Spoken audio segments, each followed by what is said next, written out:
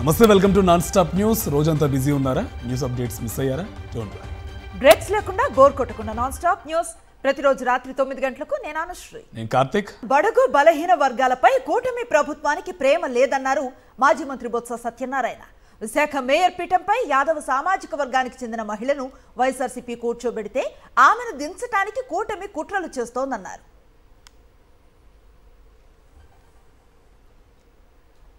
ఒక బీసీ మహిళ, ఒక యాదవ సామాజిక వర్గానికి చెందిన ఒక మహిళ ఈ విశాఖపట్నంలో ఎప్పటి నుంచో మాకు వచ్చి ఒక ప్రత్యేకంగా ఒక స్థానం కావాలంటే ప్రథమ పౌరాలుగా ఆవిడని ఎంపిక చేసి వైసీపీ పార్టీ ఆ రోజు పెట్టింది. సరే, ఆవిడ దించి అలా యాదవులు ఇక్కడ ఉండడానికి వీలు లేదు, యాదవ మహిళ ఉండడానికి వీలు లేదు, ఒక బీసీ మహిళ ఉండడానికి వీలు లేదంటే ఓకే, చూద్దాం ఏం జరుగుతుందో. టీడీపీ ఎంపీ లావు శ్రీకృష్ణదేవరాయలు బెదిరింపులకు ఎవరూ భయపడరని హెచ్చరించారు మాజీ మంత్రి పేర్ని నాని. టీడీపీ గూటిలో చేరి చంద్రబాబు మాటలను చిలక పలుకులుగా లావు శ్రీకృష్ణదేవరాయలు మాట్లాడుతున్నారని ఎద్దేవా చేశారు. అవినీతి అక్రమాలు చేసిన చంద్రబాబుకు ఐటీ శాఖ నోటీసులు ఇచ్చిందని, దానిపై ఐటీ శాఖ పూర్తి విచారణ ఎందుకు చేయడం లేదో పార్లమెంట్లో శ్రీకృష్ణదేవరాయలు ప్రశ్నించాలని సూచించారు. ఫ్లెమింగో పక్షి లాంటి ఈ పెద్ద మనిషి గారు గూడు మారాడు, కొత్త గూడులో చేరి చంద్రబాబు చెప్పినట్టుగా చిలక పలుకులు పలుకుతున్నారు లోక్సభలో. వాస్తవాలు మాట్లాడితే ఎవరికి ఇబ్బంది ఉండదు, కానీ చంద్రబాబు నాయుడు మెప్పు కోసం ఈ రకమైనటువంటి విషం చిమ్మే కార్యక్రమం. 21 మంది కూటమి ఎంపీలు ఉన్నా రాష్ట్రానికి ఏమీ చేయటం లేదని మండిపడ్డారు ఎంపీ గురుమూర్తి. ఉత్తరాది రాష్ట్రాలకు భారీగా నిధులు తరలిపోతున్నా కూటమి ఎంపీలు మాట్లాడటం లేదన్నారు. లేని లిక్కర్ స్కామ్ గురించి పార్లమెంట్లో మాట్లాడిన టీడీపీ ఎంపీ లావు శ్రీకృష్ణదేవరాయలు చంద్రబాబు స్కిల్ స్కామ్ గురించి, ఐటీ, ఈడీ సమన్ల గురించి ఎందుకు మాట్లాడటం లేదని నిలదీశారు. వైజాగ్ స్టీల్ ప్లాంట్ని ప్రైవేటైజ్ చేస్తాము అని చెప్తున్నా ఏం మాట్లాడట్లేదు. అలా బీహారు, ఉత్తరప్రదేశ్ ఆ రాష్ట్రాలకు కానీ నార్త్ ఇండియాలో ఉన్నటువంటి ఇతర రాష్ట్రాలకి సింహభాగం నిధుల్ని కేటాయిస్తూ ఆంధ్ర రాష్ట్రానికి మొండి చేయి చూపిస్తున్నా కూడా మాట్లాడే పరిస్థితి లేదు పార్లమెంట్లో. కేవలం తమ ఎంపీల్ని వైఎస్ఆర్ కాంగ్రెస్ పార్టీ నాయకుల మీద బురద జల్లడానికి మాత్రమే తెలుగుదేశం పార్టీ వాళ్ళ ఎంపీల్ని పార్లమెంట్లో వినియోగిస్తూ ఉంది. వైఎస్ఆర్ జిల్లాలో అరటి రైతులను ఆదుకోవడంలో కూటమి ప్రభుత్వం పూర్తిగా విఫలమైంది. ఇటీవల వైఎస్ఆర్ అనంతపురం జిల్లాలో వడగళ్ల వానకు అరటి పంట పూర్తిగా దెబ్బతింది. 4 రోజులవుతున్నా ఇప్పటి వరకు నష్టం అంచనా వేయడంలో ప్రభుత్వం ఫెయిల్ అయింది. అయితే సోమవారం వైఎస్ఆర్సీపీ అధినేత వైఎస్ జగన్మోహన్ రెడ్డి దెబ్బతిన్న పంటలను పరిశీలించడంతో టీడీపీ నేతలు హడావుడి చేశారు. పంటలను పరిశీలించి అంచనా వేస్తామని చెప్పి అక్కడి నుంచి వెళ్లిపోయారు మంత్రి సవిత. క్షేత్రస్థాయిలో మాత్రం నష్టం అంచనా ప్రారంభం కాలేదు. ఈ ప్రభుత్వం కనీసం స్పందించడం లేదని రైతులు ఆవేదన వ్యక్తం చేస్తున్నారు. సోమవారం నష్టపోయిన రైతులతో మాట్లాడి ధైర్యంగా ఉండాలని భరోసా కల్పించారు వైఎస్ జగన్. ప్రభుత్వం వెంటనే ఇన్పుట్ సబ్సిడీ, బీమా అందించాలని డిమాండ్ చేశారు.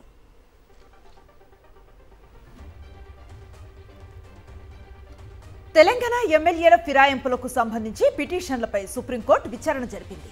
ఈ సందర్భంగా న్యాయస్థానం సంచలన వ్యాఖ్యలు చేసింది. ఆయారాం, గయారాంలను నిరోధించడానికే రాజ్యాంగంలో 10వ షెడ్యూల్ చేర్చారని స్పష్టం చేసింది.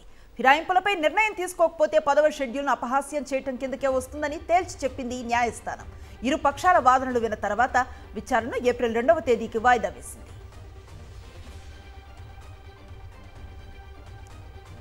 తెలంగాణలో నెల రోజుల పాటు ప్రభుత్వ విజయోత్సవ సభలు జరగనున్నాయి.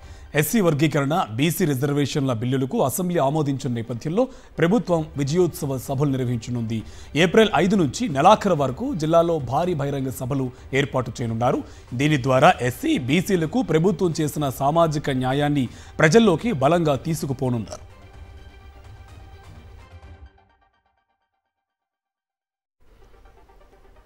తెలంగాణ అసెంబ్లీలో సిఆర్ఐఎఫ్ ఫండ్స్ పై బీఆర్ఎస్, కాంగ్రెస్ మధ్య వాగ్యుద్ధం నడిచింది. తమ హయాంలో కేంద్రం నుంచి 2369 కోట్లు తీసుకువచ్చి 2519 కోట్లు ఖర్చు చేశామన్నారు మాజీ మంత్రి వేముల ప్రశాంత్ రెడ్డి. కాంగ్రెస్ హయాంలో 283 కోట్లు వస్తే 256 కోట్లు మాత్రమే ఖర్చు చేశారన్నారు. వేముల మాటలకు కౌంటర్ ఇచ్చారు మంత్రి కోమటిరెడ్డి వెంకటరెడ్డి. తానే స్వయంగా 850 కోట్లు మంజూరు చేయించి అందులో 50% పనులు కూడా పూర్తి చేశామన్నారు. సభను తప్పుదోవ పట్టించే వ్యాఖ్యలను మానుకోవాలంటూ హితవు పలికారు కోమటిరెడ్డి. ప్రతి సంవత్సరం సిఆర్ఐఎఫ్లో డబ్బులు వచ్చినాయి. మొత్తంగా 2369 కోట్ల రూపాయలు సిఆర్ఎఫ్ నుంచి కేంద్ర ప్రభుత్వం నుంచి తీసుకొచ్చినాం. ఇక్కడ కూడా 2519 కోట్లు ఖర్చు పెట్టినాం. వాళ్ళు ఇచ్చిన దానికంటే ఎక్కువ ఖర్చు పెట్టినాం అధ్యక్ష. మొన్న వీరు వచ్చిన తర్వాత తెచ్చిన డబ్బు 283 కోట్ల రూపాయలు అధ్యక్ష. ఖర్చు 256 కోట్లు పెట్టినారు. ఇప్పుడు కూడా సభని తప్పుతో ప్రజల్ని తప్పుతో పట్టారు. మేము వచ్చినాక సిఆర్ఐఎఫ్కి వెళ్ళి 850 కోట్ల రూపాయలు శాంక్షన్ చేయించి వర్క్స్ అన్నీ కూడా 50% అయిపోయినాయి. అది వాస్తవం రికార్డులో ఉన్నది. 850 కోట్లు నేనే శాంక్షన్ తీసుకొచ్చి టెండర్లు పెట్టించి 50% వర్క్స్ అయినప్పుడు 290 కోట్లు అని చెప్పడం తప్పు. మీరు దాన్ని విత్డ్రా చేసుకోండి, లేకపోతే మీరు చూసుకోండి రికార్డ్స్లో. సార్ నేను అవాస్తవం మాట్లాడలేదు సార్. నేను మాట్లాడింది ఈ ఎక్స్పెండిచర్ సార్. నేను మాట్లాడింది వారేమో శాంక్షన్స్ మాట్లాడుతున్నారు. శాంక్షన్స్ నా దగ్గర నాకు తెలియదు కదా అధ్యక్ష. ఎక్స్పెండిచర్ ఈ 2024-25లో సిఆర్ఐఎఫ్ నుంచి వచ్చిన డబ్బు 283 కోట్లని మాత్రమే నేను చెప్పిన సార్. వారు నిన్న అన్నది 850 కోట్లు తెచ్చినామన్నారు. ఇవాళనేమో శాంక్షన్ అంటున్నారు. శాంక్షన్ చేస్తే మంచిదే సార్, నాకేం అభ్యంతరం లేదు. దివంగత నేత వైఎస్ రాజశేఖర్ రెడ్డి ప్రవేశపెట్టిన అటవీ హక్కుల చట్టం వల్ల ఎంతోమంది గిరిజనులకు ఉపయోగం జరిగిందన్నారు ఇల్లందు కాంగ్రెస్ ఎమ్మెల్యే కోరం కనకయ్య. తమ నియోజకవర్గంలో వైఎస్ రాజశేఖర్ రెడ్డి 11,466 మంది గిరిజనులకు 40,913 ఎకరాలు పట్టాలిచ్చారని గుర్తు చేశారు. ఇల్లందు నియోజకవర్గంలో దివంగత సీఎం వైఎస్ రాజశేఖర రెడ్డి గారి పాలనలో 11,466 మంది గిరిజనులకు 40,913 ఎకరాలకు RYFR పట్టాలు ఇచ్చారు అధ్యక్ష. చంద్రబాబు అధ్యక్షతన మొదటి రోజు కలెక్టర్ల కాన్ఫరెన్స్ సచివాలయం 5వ బ్లాక్లో నిర్వహించారు. ఈ సమావేశంలో వివిధ అంశాలపై కలెక్టర్లకు దిశానిర్దేశం చేశారు సీఎం చంద్రబాబు. ప్రధానంగా ఎండలు పెరుగుతున్న తరుణంలో జాగ్రత్తలు పాటించాలని, వడదెబ్బకు ఒక్క ప్రాణం కూడా పోకుండా చూడాల్సిన బాధ్యత అధికారులదేనని స్పష్టం చేశారు. ఈ విషయంలో జిల్లా కలెక్టర్లు పూర్తి బాధ్యతను తీసుకోవాలన్నారు. ఎక్కడా మంచినీటి సమస్య కనిపించకూడదని, వేసవి పూర్తయ్యే వరకు జిల్లాలో కాల్ సెంటర్స్ ఏర్పాటు చేయాలని, అందుకు అనుగుణంగా చర్యలు తీసుకోవాలన్నారు. ఆరుగాలం శ్రమించి పంట పండించారు. పంటను అమ్ముకుంటే అప్పులు తీరుతాయని ఆశపడ్డారు రైతులు. కానీ కూటమి ప్రభుత్వం మిర్చి రైతుల కంట్లో కారం కొట్టింది. వారికి కన్నీరే మిగిల్చింది. దళారులు చెబుతున్న ధర చూసి కడుపు మండిపోతుంది. ఆగ్రహం కట్టలు తెంచుకోగా మిర్చి రైతులు రోడ్డెక్కారు. మొన్నటి వరకు 10 నుంచి 12,000 పలికిన తేజ రకం ధర ఇవాళ 8,000కు పడిపోయింది. సాధారణ రకాలకైతే క్వింటాను 4,000 నుంచి 5,000కు అడుగుతున్నారు. మొన్నటి వరకు 4,000కు కొన్న తాలూకాయలైతే 2,000కు ఇస్తే ఇవ్వు, లేకుంటే ఇంటికి తీసుకువెళ్ళిపో అని బెదిరిస్తున్నారని రైతులు వాపోతున్నారు. దీంతో కడుపు మండిపోయిన రైతులు గుంటూరు మిర్చి యార్డ్లో ఆందోళన దిగారు. పంటకు గిట్టుబాటు ధర కల్పించాలంటూ గుంటూరు నరసరావుపేట రోడ్డుపై బైఠాయించి ఆందోళన వ్యక్తం చేశారు. ప్రభుత్వం ఎప్పట్లాగానే మిర్చి యార్డు వద్ద భారీ పోలీసులను దించి ఆందోళన చేస్తున్న రైతులను పోలీసులు పక్కకు లాగేసి దురుసుగా ప్రవర్తించారు. ఏపీలో మంత్రి నారా లోకేష్ ఆధ్వర్యంలో పోలీసులు రెడ్ బుక్ రాజ్యాంగాన్ని పక్కాగా అమలు చేస్తున్నారు. మాజీ మంత్రి వైఎస్ఆర్సీపీ నెల్లూరు జిల్లా అధ్యక్షుడు కాకాణి గోవర్ధన్ రెడ్డిపై మరో అక్రమ కేసు నమోదు చేశారు.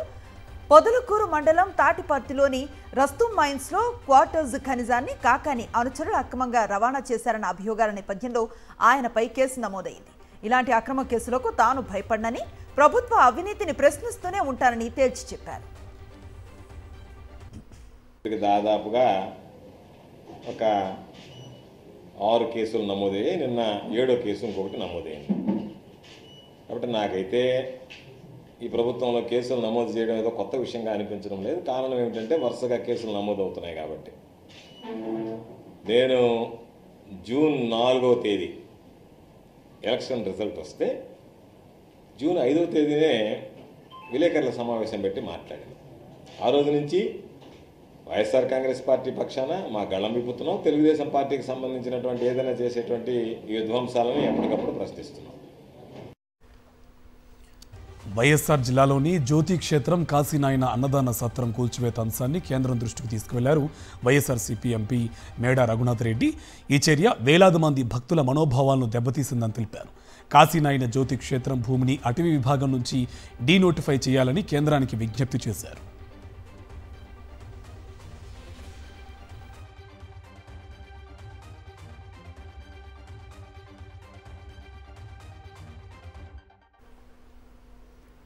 పార్లమెంట్లో అరకు కాఫీ స్టాల్ ప్రారంభోత్సవానికి అరకు ఎంపీగా ఉన్న తనను పిలవలేదన్నారు వైఎస్ఆర్సీపీ ఎంపీ తనూజారాణి.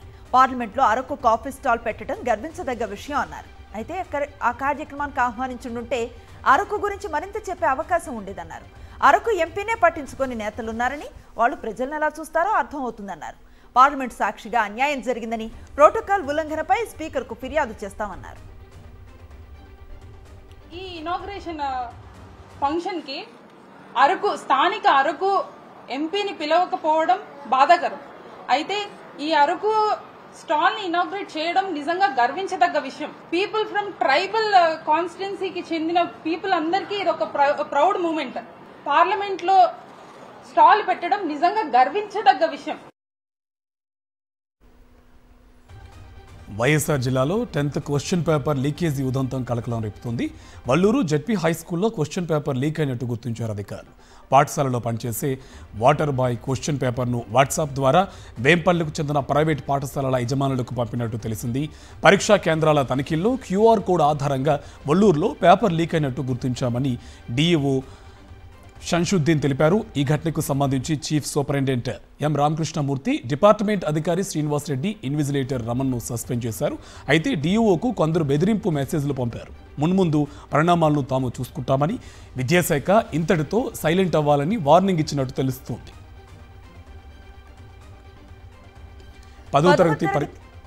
10వ తరగతి పరీక్షల పేపర్ లీకేజీపై వైఎస్ఆర్సీపీ విద్యార్థి విభాగం స్టేట్ వర్కింగ్ ప్రెసిడెంట్ రవిచంద్ర తీవ్ర స్థాయిలో మండిపడ్డారు.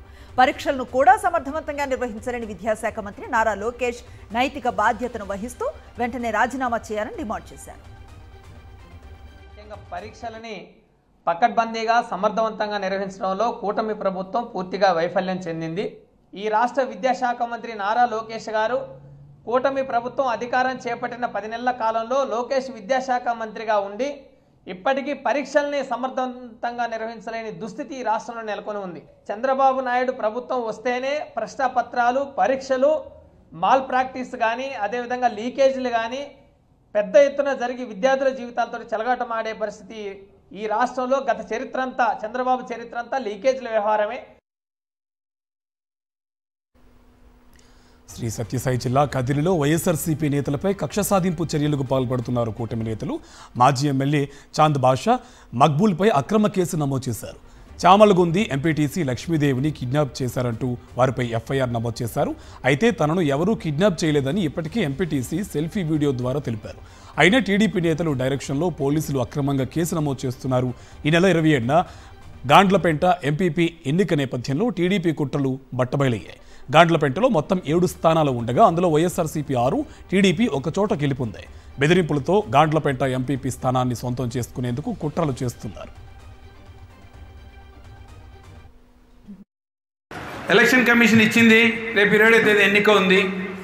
ప్రజాస్వామ్య పద్ధతిలో 27వ తేదీన అక్కడ 7 మంది ఎంపీటీసీలు ఉంటే ఒక్కరు తెలుగుదేశం వాళ్ళు ఉన్నారు. 6 మంది వైఎస్ఆర్ కాంగ్రెస్ పార్టీ ఫ్యాన్ గుర్తు మీద గెలిచిన వాళ్ళు. ఒక్కరిని పెట్టుకొని మీరు రేపు పొద్దున ఎంపీపీ కావాలనే దురుద్దేశంతో బెదిరించో, నయాన్నో, భయాన్నో ఆ వ్యక్తితో కంప్లైంట్ ఇప్పించి ఏంటో నాకు అర్థం కావడంలే. రాష్ట్ర ఎన్నికల కమిషనర్ నీలం సాహ్నిని కలిశారు వైఎస్ఆర్సీపీ నేతలు. ప్రకాశం జిల్లా ఎర్రగొండపాలెం నియోజకవర్గ పరిధిలో 5 మండలాల ఎంపీటీసీలతో కలిసి ఈసీని కలిశారు ఎమ్మెల్యే తాటిపర్తి చంద్రశేఖర్. ఈ నెల 27న జరగనున్న ఎంపీపీ, వైస్ ఎంపీపీ ఎన్నికలు సజావుగా జరిగేలా చర్యలు తీసుకోవాలని నీలం సాహ్నిని కోరారు వైఎస్ఆర్సీపీ నేతలు. కుయుక్తులతోటి, ఒక తప్పుడు విధానంతో, కుట్రపూరితంగా అది దక్కించుకోవాలనేటటువంటి ఆలోచనతో ఆళ్ల అంజిరెడ్డి గారి మీద వారు హైదరాబాద్ వెళుతుంటే అడ్డగించేసి వారిని అరెస్టు చేసి, అక్రమంగా అరెస్టు చేసి, పోలీసు వారే ఒక తప్పుడు కేసుని బనాయించేసి వారే స్క్రిప్ట్ రాస్తారు. తెలుగుదేశం పార్టీ కూటమి నేతల హుకుం జారీ చేస్తే ఆ హుకుంకి అనుకరించేసి అక్కడ ఉన్నటువంటి డీఎస్పీ గారు కానీ, సిఐ గారు కానీ, ఎస్ఐ గారు కానీ వారే కేసును తయారు చేసేస్తారు. SC ST అట్రాసిటీ కేసు, దాంతోపాటు హత్యాయత్నం కేసు కూడా పెట్టేసేసి అక్రమంగా, అడ్డగోలుగా, నిస్సిగ్గుగా, నిర్భయంగా ఎలాంటి ఒక్క నంబర్ కూడా లేనటువంటి ఆ స్థానాన్ని కొట్టివేయడానికి వైఎస్ఆర్ కాంగ్రెస్ పార్టీ సభ్యుల్ని ప్రలోభపెట్టి నయానా భయానా అన్ని విధాల వారిని భయపెట్టి వారిని వశపరుచుకొని ఆ సీటు కొట్టేయాలని, అంజిరెడ్డి గారు గాని ఉంటే ఎట్టి పరిస్థితుల్లో గెలవలేరు కాబట్టి వారిని జైల్లో వేయించినటువంటి పరిస్థితి. టీడీపీ ఆగడాలు రోజు రోజుకు మితిమీరిపోతున్నాయి. రాష్ట్రంలో రెడ్ బుక్ రాజ్యాంగం కొనసాగుతోంది. తాజాగా అనంతపురం జిల్లా గుత్తిలో టీడీపీ నేతలు అరాచకాన్ని సృష్టించారు. మాజీ ఎంపీపీ వైఎస్ఆర్సీపీ సీనియర్ నాయకుడు కోన మురళీధర్ రెడ్డి ఇంటిపై టీడీపీ మూకలు రాళ్ల దాడి చేశాయి. అనంతరం ఇంటి బయట ఉన్న కారుపై కూడా అటాక్ చేశారు.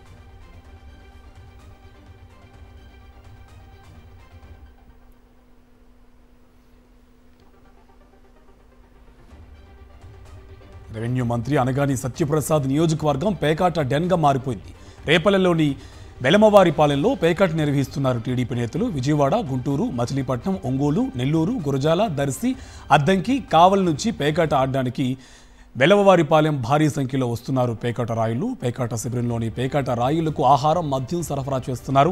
పేకాటకు అనుమతించినందుకు మంత్రి సోదరుడు శివప్రసాద్కు రోజుకు 3.5 లక్షలు ముట్టజెబుతున్నట్టు ప్రచారం జరుగుతుంది. పేకాట ద్వారా రోజుకు 80 లక్షల నుంచి ₹1 కోటి వరకు లావాదేవీలు జరుగుతున్నట్టు నియోజకవర్గంలో జోరుగా ప్రచారం జరుగుతుంది.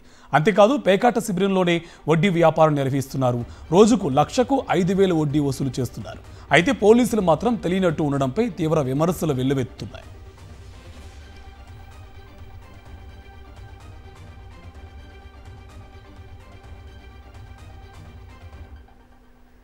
కృష్ణా జిల్లా పెనమలూరులో TDP MLA Bode Prasad cheap politics కు పాల్పడుతున్నారు. వేసవిలో ప్రజలకు దాహం తీర్చేందుకు పెట్టిన చలివేంద్రంపై కక్ష సాధింపు చర్యలకు దిగాడు.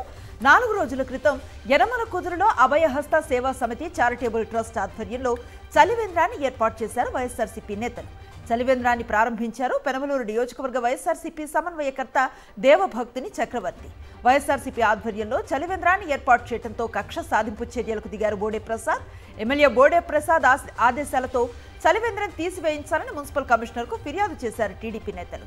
కమిషనర్ సమక్షంలోనే అక్రమంగా క్రేన్తో చలివేంద్రాన్ని తొలగించారు. చలివేంద్ర నిర్వాహకులపై పోలీసులు దురుసుగా ప్రవర్తించారు.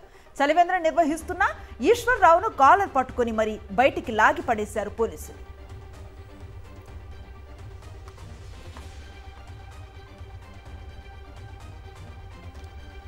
మెగా డిఎస్సి నోటిఫికేషన్ విడుదల చేయాలని డిఎస్సి అభ్యర్థులు అవనిగడ్డలో ఆందోళన దిగారు. తొలి సంతకం డిఎస్సి ఎక్కడ అంటూ డిఎస్సి అభ్యర్థులు నినాదాలు చేశారు. మెగా డిఎస్సి విడుదల చేసి టీచర్ పోస్టులు భర్తీ చేయాలని డిమాండ్ చేశారు. డిఎస్సి నోటిఫికేషన్ ఇస్తారనే ఆశతో కూటమి సర్కార్ను గెలిపిస్తే తమకు న్యాయం జరగడం లేదని అభ్యర్థులు వాపోయారు. నెలలు గడుస్తున్నాయి తప్ప ప్రభుత్వంలో చలనం లేదని మండిపడ్డారు.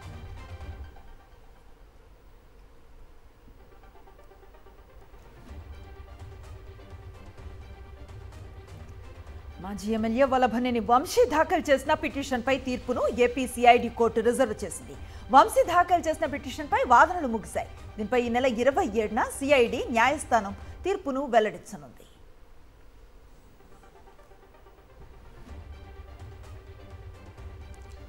రాజమండ్రి వికాస్ ఫార్మసీ కాలేజీలో డిప్లొమా ఫైనల్ ఇయర్ చదువుతున్న ఓ విద్యార్థిని బొల్లేని కిమ్స్ ఆసుపత్రి ఉద్యోగి దీపక్ వేధింపులకు గురిచేయడంతో ఆత్మహత్యాయత్నానికి పాల్పడింది. ఆసుపత్రిలో అపస్మారక స్థితిలో ఉన్న బాధితురాలి పరిస్థితి ఏమిటో తమకు చెప్పకుండా ఆసుపత్రి యాజమాన్యం వ్యవహరిస్తోందని బాధితురాలి తల్లిదండ్రులు, విద్యార్థులు ఆందోళనకు దిగారు. 4 రోడ్ల జంక్షన్ వద్ద బైఠాయించారు. బాధిత కుటుంబానికి అండగా నిలిచారు. మాజీ ఎంపీ మార్గాని భరత్ న్యాయం చేసే వరకు పోరాడుతామని స్పష్టం చేశారు.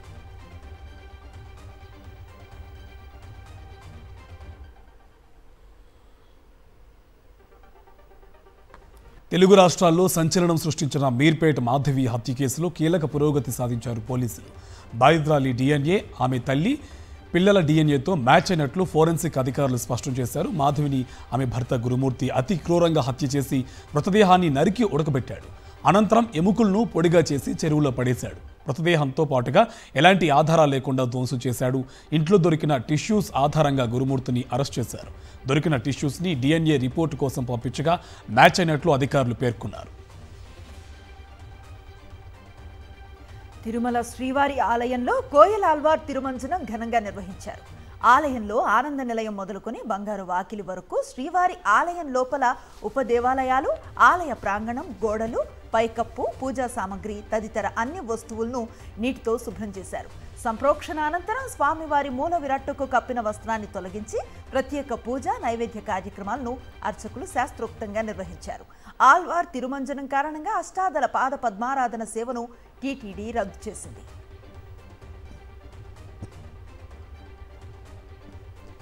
తిరుమల పాప వినాశనం డ్యాంని కలుషితం చేసేలా ఫారెస్ట్ అధికారులు చర్యలు తీసుకుంటున్నారు. పాప వినాశనం డ్యాంలో బోటింగ్ నిర్వహించేందుకు ఏర్పాట్లు చేస్తున్నారు. బోటింగ్పై నేడు ట్రయల్ రన్ని సైతం నిర్వహించారు. ట్రయల్ రన్ సక్సెస్ అయితే డిప్యూటీ సీఎం చేతుల మీదుగా ప్రారంభించేందుకు సన్నాహాలు చేస్తున్నారు. దీంతో టీటీడీ, అటవీ శాఖ మధ్య విభేదాలు మొదలయ్యాయి. పాప వినాశనం పవిత్రతను కాపాడాలని టీటీడీ అధికారులు డిమాండ్ చేస్తున్నారు. జాతీయ వార్తల్లోకి వెళదాం. జమిలీ ఎన్నికల బిల్లుపై అధ్యయనానికి ఏర్పాటు చేసిన జాయింట్ పార్లమెంటరీ కమిటీ గడువు పొడిగించేందుకు లోక్సభ అంగీకరించింది. వర్షాకాల సమావేశాల చివరి వారంలో తొలి రోజు వరకు గడువును పొడిగించింది. ఈ మేరకు JPC chairman, BJP MP P P Chaudhary ప్రతిపాదించిన తీర్మానానికి సభ ఆమోదం తెలిపింది. దేశవ్యాప్తంగా లోక్సభ, అసెంబ్లీ ఎన్నికలను ఏకకాలంలో నిర్వహించేందుకు 129వ రాజ్యాంగ సవరణ బిల్లును తీసుకొచ్చింది కేంద్ర ప్రభుత్వం. విపక్షాలు పలు అభ్యంతరాలు వ్యక్తం చేయడంతో సంయుక్త పార్లమెంటరీ కమిటీకి పంపింది. 39 మంది ఎంపీలతో జేపీసీ కమిటీ ఈ బిల్లును అధ్యయనం చేస్తోంది. దీనిలో లోక్సభ నుంచి 27, రాజ్యసభ నుంచి 12 మంది సభ్యులు ఉన్నారు.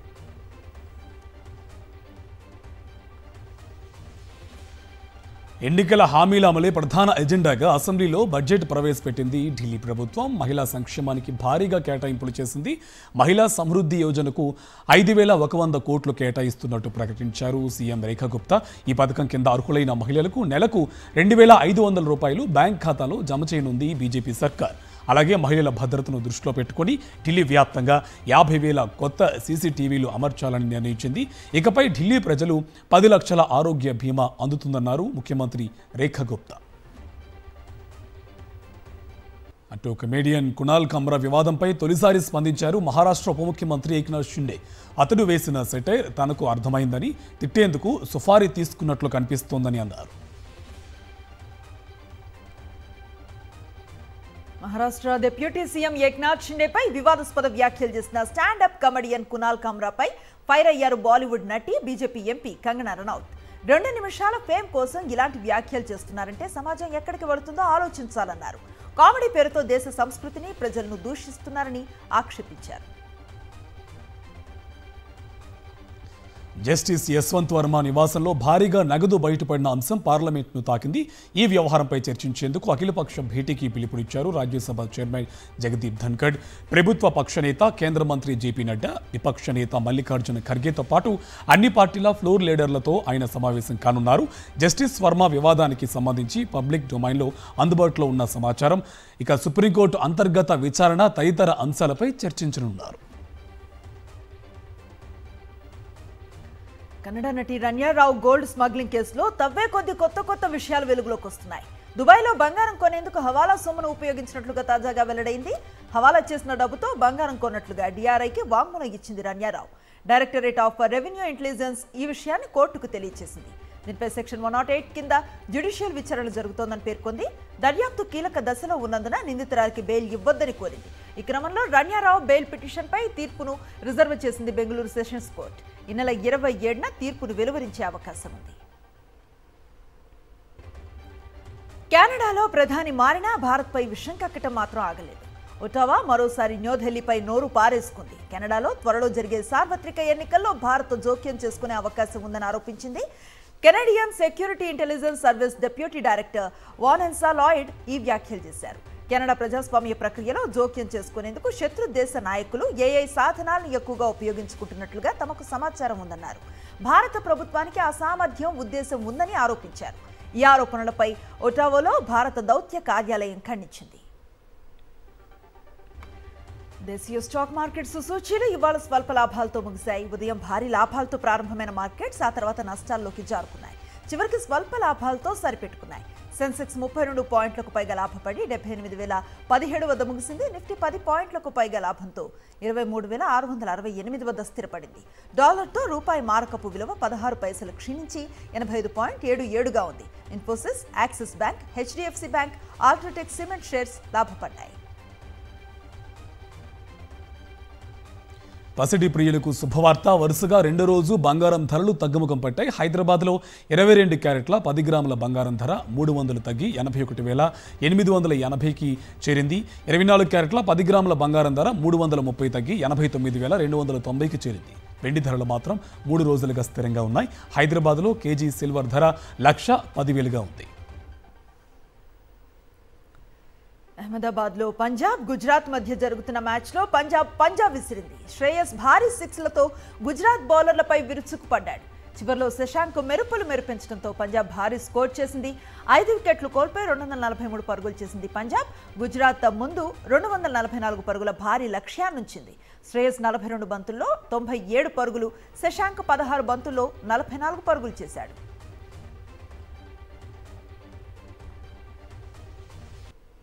ఇవి నాన్ స్టాప్ న్యూస్ డీటెయిల్స్.